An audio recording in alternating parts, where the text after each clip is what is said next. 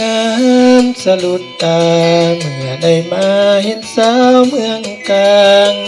สื่อเสียงของน้องนางสาวเมืองกลางสางงามเทนา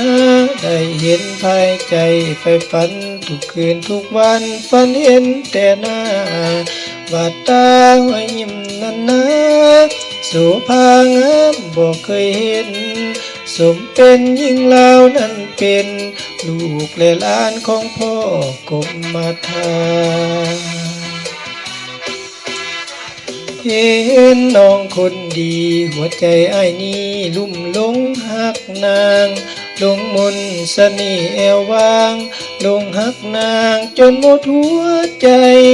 เบาจริงบ่แม่นอายทะเลงสิมาวาดแปลงล่อลวงหลอกน้อง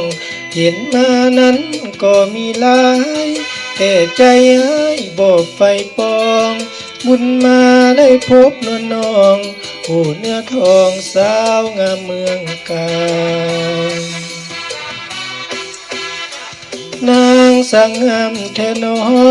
แทนบ่นอเป็นผู้ปันผู้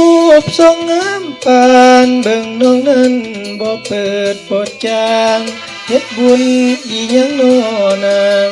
น้องสร้างอีหยังน้อมาโอ้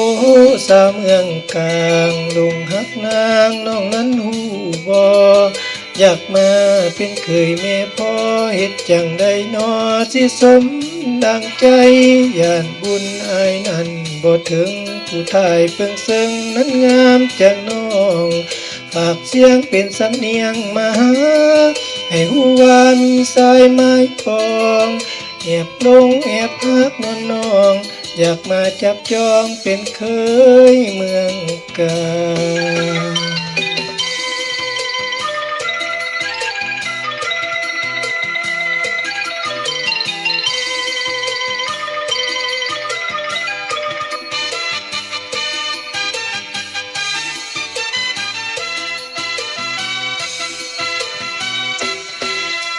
นางสังงามแทนนอ